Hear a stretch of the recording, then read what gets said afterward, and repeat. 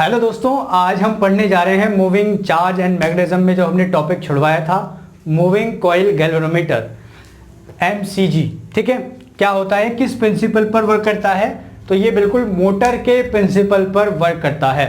मतलब अगर किसी एक्सटर्नल मैग्नेटिक फील्ड के अंदर एक हम लूप को रखते हैं तो ये लूप क्या करने लगती है, अगर इसमें से करंट पास कराएं तो ये रोटेट करने लगती है ना। पढ़ा था हमने, इसमें टॉर्क लगता है mb sin थीटा। इसी प्रिंसिपल पर वर्क करता है मूविंग कॉइल गैल्वेनोमीटर। इसमें क्या होता है, दो स्ट्रॉन्ग परमानेंट मैग्नेट होते हैं इस तरह से कर्व्ड शेप में। जितनी भी यहां बातें होंगी उन सब पर क्वेश्चन आते हैं कि भैया इनका कर्व्ड शेप क्यों है। ठीक है, इस तरह से। अच्छा जी, इसके अंदर एक सिलेंड्रिकल कोर फिट होती है सॉफ्ट आयरन की। ये सिलेंड्रिकल है, इसका फ्रंट व्यू देख रहे हो ना, तो कैसा लग रहा है, सर्कुलर लग रहा है। यहां पर एक स्प्रिंग फिक्स रहता है इस तरह से, और ये होता है पॉइंटर। ठीक है, ये स्केल हो गई, इसको मिटा देते हैं, इसका कुछ काम है नहीं अब। ठीक है, तो भैया यहां पर होती है बच्चों एक स्केल। स्केल के बीचों बीच जीरो मार्क होता है, इधर नेगेटिव होते हैं और इधर पॉजिटिव। ये करंट की डायरेक्शन को भी सेंस करता है। ये नॉर्थ पोल हो गया और ये इस तरह से साउथ, मतलब ये शू टाइप मैग्नेट है। हाँ, अब इसके ऊपर ये जो सिलेंड्रिकल कोर है, इसके ऊपर लिपटा रहता है कॉपर का वायर। ठीक है, इंसुलेटेड कॉपर वायर। ये है construction of moving coil galvanometer. अब इसके काम समझते हैं, किस तरह से काम करता है। देखो, सबसे पहला क्वेश्चन है कि टेंजेंशियल ये इस तरह से कर्व्ड क्यों है? जो मैग्नेट है ना, ये परमानेंट मैग्नेट है, कर्व्ड क्यों है? तो आंसर है जिससे कि जो फील्ड है वो बिल्कुल टेंजेंशियल मिले, बिल्कुल इसके परपेंडिकुलर जाकर के लगे, है ना। एक कर्व्ड रहेगा तो फील्ड कैसा रहेगा, बिल्कुल कंसेंट्रिक रहेगा, है ना, एकदम टेंजेंशियल फील्ड प्रोवाइड करने के लिए ये कर्व्ड मैग्नेट होती है। क्लियर है, ये ध्यान रखना, to provide the tangential field, बिल्कुल परपेंडिकुलर फील्ड। ठीक, अब बात करते हैं थीटा, क्योंकि टॉर्क जो लगता है वो होता है mb sin theta. Magnetic dipole moment, b external field and theta is the angle. अब देखो यार, ये सिलेंड्रिकल है, ये कैसा है, जो कोर है सिलेंड्रिकल है, तो इस पर फील्ड हमेशा कैसा लगेगा, ये किसी भी एंगल पर आप रोटेट करा लो, जो मैग्नेटिक फील्ड रहेगा वो हमेशा कैसा होगा, इसके परपेंडिकुलर होगा कि नहीं होगा, है ना। अगर ये कोई एक स्क्वायर इस तरह से बना लेते, चलो स्क्वायर लूप होती तो यहाँ थीटा 0, थीटा 90, इस तरह से थीटा चेंज होता रहता। लेकिन ये सिलेंड्रिकल क्यों हमने ली है, जिससे कि थीटा हमेशा 90 डिग्री रहे, कहीं भी रोटेट करे। मतलब to gain the maximum torque, यहां पर थीटा हमेशा 90 डिग्री रहेगा। क्लियर है, तो ये आप ध्यान रखना। तो टाउ कितना हो गया, mb sin थीटा sin 1, कोई दिक्कत नहीं है। और m क्या होता है, इसमें अगर capital N number of turns हैं और I इसमें हमने करंट फ्लो कराया तो m कितना होता है, याद है सबको, NIA, where A is the area of cross section. तो आप वैल्यू रख सकते हो, tau is equal to NIAB। ये हो गया टॉर्क। अब जब ये पॉइंटर खिसक गया, जैसे आपने इसमें करंट फ्लो कराया तो सिलेंडर रोटेट करा। अब जैसे ही सिलेंडर रोटेट किया तो ये इस तरह से पॉइंटर यहां चला गया। अब इसको यहां पर बनाए रखने के लिए, यहां पर टिकाए रखने के लिए जो ये स्प्रिंग है, ये एक काउंटर टॉर्क लगाता है। मतलब ये इस तरह से करंट ने घुमाया तो स्प्रिंग ने इसको बैलेंस कर रखा है, यहां पर काउंटर टॉर्क लगाता है इसके बराबर। ठीक है, तो वो काउंटर टॉर्क को के लिए हम एक डिफाइन करते हैं कांस्टेंट, जिसको हम बोलते हैं टोरोजनल कांस्टेंट। टोरोजनल कांस्टेंट, ये टोरोजनल कांस्टेंट क्या होता है, ये कुछ नहीं होता, ये होता है एक्चुअल में टॉर्क डेवलप्ड या torque provide by the spring, torque provided by spring per unit length, per unit length, sorry per unit length नहीं, पर यूनिट डिफ्लेक्शन, पर यूनिट डिफ्लेक्शन। ठीक है, this is called torsional constant. Deflection क्या है, ये जो दिख रहा है ना, ये कितने एंगल पर घुमा, दैट इज कॉल्ड डिफ्लेक्शन। तो सपोज करो कि जो स्प्रिंग है, ये जो पॉइंटर है, ये 5 डिग्री या 5 रेडियन घूम गया, डिग्री नहीं रेडियन, ये 5 रेडियन यहां से घूम गया। तो एक पर यूनिट डिफ्लेक्शन, एक रेडियन के लिए कितना टॉर्क लगाता है spring, K, torque provided by spring per unit deflection. एक रेडियन के लिए कितना लगाता है, K। तो ये 5 रेडियन अगर घूम गया तो 5 के लिए कितना काउंटर टॉर्क लगाएगा, K इंटू 5। तो टाउ काउंटर कितना होगा by spring, K into phi. K is the torsional constant, या कह लो कि torque provided by spring per unit deflection in radians, जो इसके बराबर होगा ना। स्प्रिंग ने बैलेंस कर रखा है, ये पॉइंटर यहां गया तो गिर जाएगा ना ऐसे, तो ये क्यों रुका हुआ है यार, क्योंकि स्प्रिंग ने बैलेंस कर रखा है इसको काउंटर टॉर्क लगा करके। तो इसको बराबर रख देंगे तो यहां से आएगा K phi is equal to NIAB। तो यहां से आप फाई निकाल सकते हो deflection, NIAB upon K। Clear है। अब देखो phi is equal to N constant है, A कॉन्स्टेंट है, B कॉन्स्टेंट है और K भी स्प्रिंग का होता है कॉन्स्टेंट। तो phi is directly proportional to pi I. जितना ज्यादा करंट उतना ज्यादा डिफ्लेक्शन।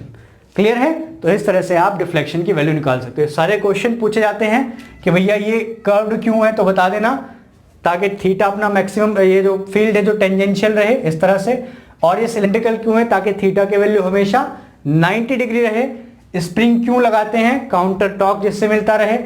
ये जो सिलेंडर है ये सॉफ्ट आयरन का क्यों है ना। तो अभी हमने पढ़ा था हिस्टेरेसिस कर्व, अगर हम इसमें करंट प्रोवाइड कराते हैं तो इसमें मैग्नेटाइजेशन आ जाएगा, और जो हमारी एनर्जी है वो तो मैग्नेट बनाने में वेस्ट हो जाएगी। तो हम कौन सा मटेरियल चूज करें जहां हमारी मैग्नेटाइजेशन की फॉर्म में एनर्जी कम से कम खर्च हो।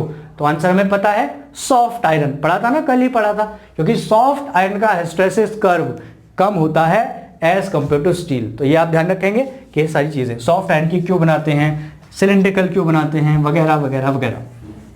तो ये था हमारा मूविंग कॉइल गैल्वेनोमीटर।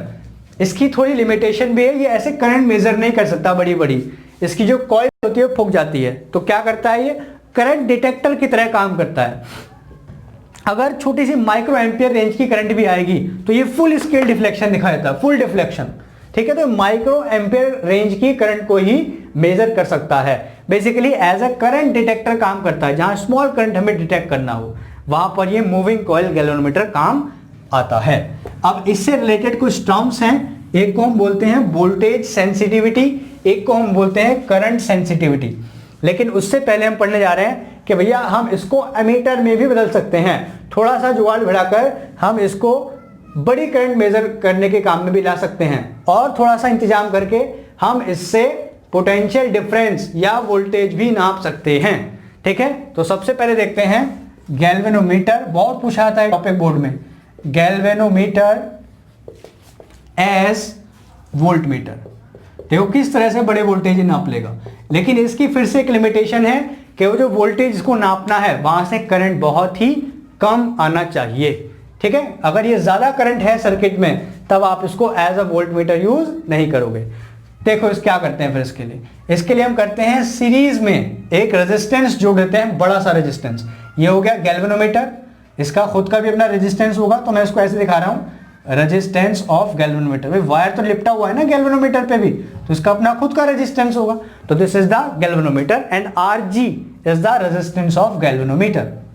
इसके साथ सीरीज में एक बड़ा सा रेजिस्टेंस जोड़ देते हैं, कैपिटल R, जिसको आप बोल दो कुछ भी। ठीक है। अब देखो क्या होगा, इसको आपने किसी एक्सटर्नल सर्किट से कर दिया कनेक्ट, और जैसा मैंने बताया कि जो सर्किट है इसका वोल्टेज भले ही हाई फाई हो लेकिन करंट की मात्रा कम होनी चाहिए, करंट कम होना चाहिए।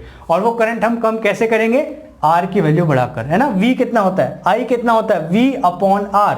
सपोज करो कि V है हमारे पास 200 वोल्ट, अब ये 200 वोल्ट भी मेजर कर देगा।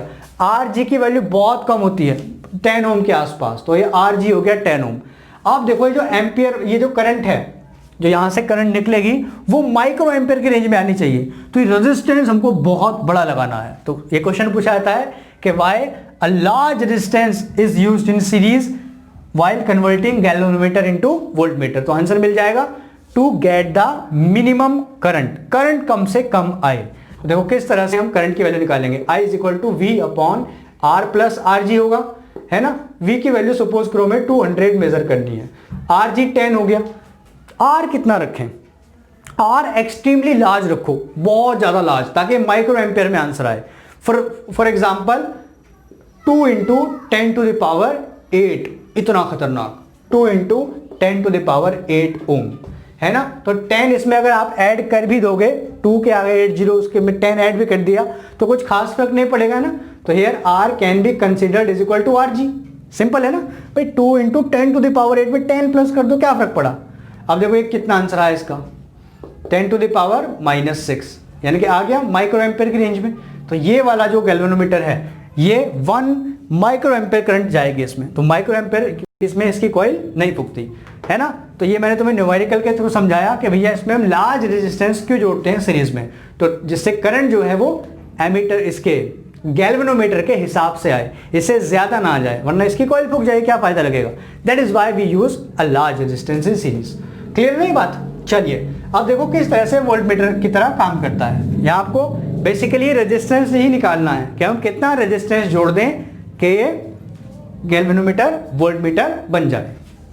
ओके, तो इसमें करंट गई यहां से कितनी, IG, हमने भी निकाली 1 माइक्रो एम्पियर, यानी कि माइक्रो एम्पियर में ही आनी चाहिए, उस हिसाब से हमें रेजिस्टेंस जोड़ना है। तो आपने यहां वैल्यू निकालनी है R की, कि आपने कितना रेजिस्टेंस जोड़ा है। देखो कैसे करेंगे, किरचॉफ रूल लगा दो, IG into R minus, clear है ना, प्लस से माइनस, पोटेंशियल ड्रॉप और drop is taken positive. Clear है।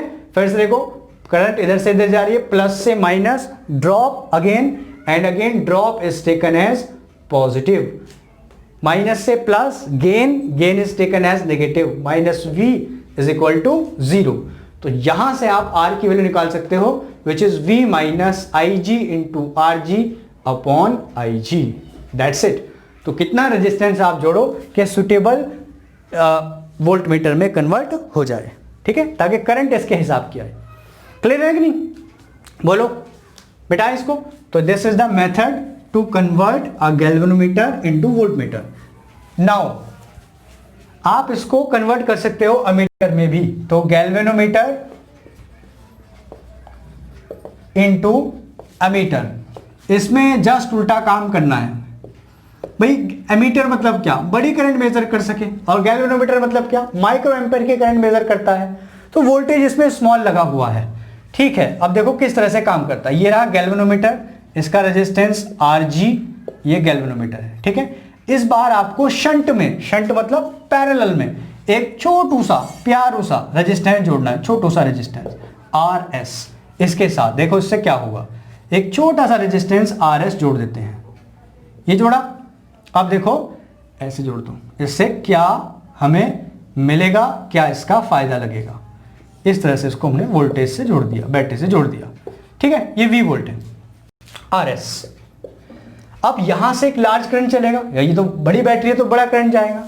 अब देखो करंट क्या होता है, current follows the least resistive path. सोचो यहां से 100 लीटर पानी आया, यहां रेजिस्टेंस कम है, रास्ता बहुत चौड़ा है ना, यहां रेजिस्टेंस कंपैरेटिवली ज्यादा है, बहुत ज्यादा है, ये मतलब 0.001 ओम, इतना कम रेजिस्टेंस है, इससे 1000 गुना कम है ना। तो यहां पर रेजिस्टेंस बहुत कम है, यहां रेजिस्टेंस का ज्यादा है, तो क्या होगा, मैक्सिमम करंट यहां से निकल जाएगा। अब हमें यही निकालना है कि हम कितना रेजिस्टेंस से जोड़ें कि इसमें करंट इसके हिसाब से ही जाए, इसके हिसाब से मतलब जितना ही झेल सकता है। तो इसमें करंट सपोज करो गया IG, तो इसमें कितना गया I माइनस IG। यहां पर लगाओ किरचॉफ रूल और निकालो आंसर। फिर से देखो प्लस से माइनस पॉजिटिव, यानी कि IG इंटू RG। यहां से चलो इधर से करंट आ रहा है कि माइनस से plus taken negative, I minus IG into RS बराबर 0। क्लियर है ना, यही RS आपको निकालना है, इसको इधर ले आओ। तो RS कितना हो गया, IG RG upon I minus IG। ये आप वैल्यू यहां से कैलकुलेट कर सकते हो, कभी कितना रेजिस्टेंस हम जोड़ें कि इसमें जो करंट है वो उतनी ही जाए, लेकिन टोटल करंट ये पूरी नाप देगा I, ठीक है। अब देखो इसमें तो IG ही करंट गई, रेजिस्टेंस हमने सेट कर दिया कि हमें कितना लगाना है इसमें, ठीक है। तो यहां से I करंट गई, इसमें IG गई, टोटल करंट आप यहां से निकाल लोगे ऐसे किरचॉफ रूल लगा के, ठीक है। आप देखो इस पे कुछ क्वेश्चन करते हैं। अच्छा, क्वेश्चन से पहले सेंसिटिविटी और बता दूं, है ना, वोल्टेज बहुत सेंसिबल डिवाइस है ये, मतलब छोटी से छोटी करंट को भी मेजर कर लेती है। तो एक चीज होती है करंट सेंसिटिविटी,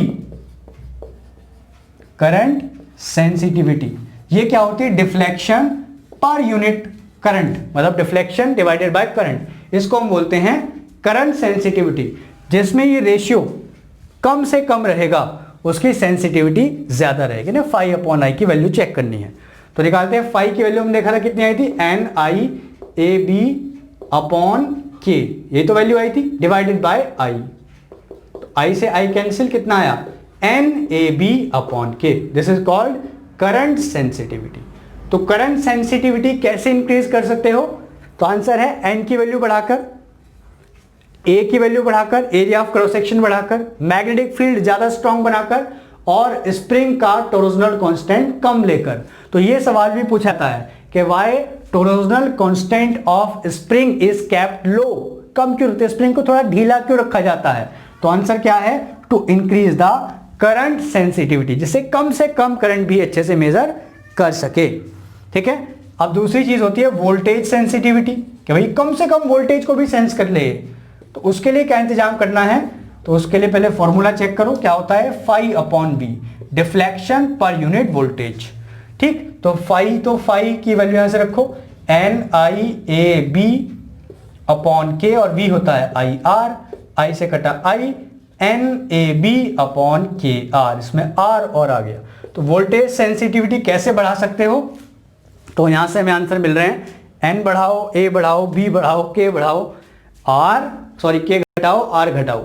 लेकिन इसमें थोड़ा सा एक झोल है। क्या झोल है? कि अगर आप N की वैल्यू बढ़ाते हो तो उससे वोल्टेज सेंसिटिविटी नहीं बढ़ती। ये सवाल बहुत पूछा जाता है, N की वैल्यू बढ़ाने से वोल्टेज सेंसिटिविटी नहीं बढ़ेगी। क्यों नहीं बढ़ेगी? N की वैल्यू कैसे बढ़ाओगे? तार बढ़ा के ना, तार बढ़ा करोगे, तार ज्यादा लाओगे, यानी कि उसकी लेंथ बढ़ेगी, और अगर लेंथ बढ़ी तो रेजिस्टेंस तो बढ़ जाएगा। मतलब अगर आपने नंबर ऑफ टर्न्स डबल कर दी तो रेजिस्टेंस भी कितना हो जाएगा? डबल। तो ये रेशियो क्या रहेगा? सेम रहेगा N और R का। तो ये ध्यान रखना कि नंबर ऑफ टर्न्स बढ़ाने से हम करंट सेंसिटिविटी को इंक्रीज कर देंगे, बट वोल्टेज सेंसिटिविटी को इंक्रीज नहीं किया जा सकता। क्यों नहीं किया जा सकता? क्योंकि अगर हम N को डबल ट्रिपल कर देंगे तो उसी रेशियो में रेजिस्टेंस भी इंक्रीज हो जाता है। क्लियर है? तो ये छोटी छोटी बातें ध्यान रखना। कुछ क्वेश्चन देखते हैं इसके ऊपर और विदा। दोस्तों ये देखो, आप इस तरह से एक सिलेंड्रिकल कॉइल होती है, और ये हम देख रहे हो कि एक नॉर्थ और साउथ पोल जो है एक्चुअल में हॉर्स शू टाइप मैग्नेट होती है, इसके अंदर फिट कर देते हैं। ठीक है, तो अब जैसे इसको हम फिट करते हैं तो इसमें एक पॉइंटर आप देख सकते हो, स्प्रिंग ऊपर देख सकते हो, और एक रेक्टेंगुलर कॉइल इसमें देखो इसके सिलेंड्रिकल के ऊपर वाउंडेड है। अब ये स्विच ऑफ है तो ये जो पॉइंटर है ये ज़ीरो पोजीशन पर होता है। अब जैसे ही हम इस स्विच को ऑन करते हैं, मतलब इसमें करंट जाने लगता है, और उस करंट की वजह से ये जो कॉइल है ये रोटेट करने लगती है, और पॉइंटर भी रोटेट करने लगता है, और हमें ये डिफ्लेक्शन शो करना शुरू कर देता है, जैसा कि आप फिगर में देख सकते हो। ठीक है, तो ये मूविंग कॉइल गैल्वेनोमीटर। देखो बच्चों, ये रहा एक सवाल, अ galvanometer coil has a resistance of 15 ओम, यानी कि गैल्वेनोमीटर का रेजिस्टेंस दे रखा है RG 15 ohm, and meter shows full deflection at 4 milli ampere.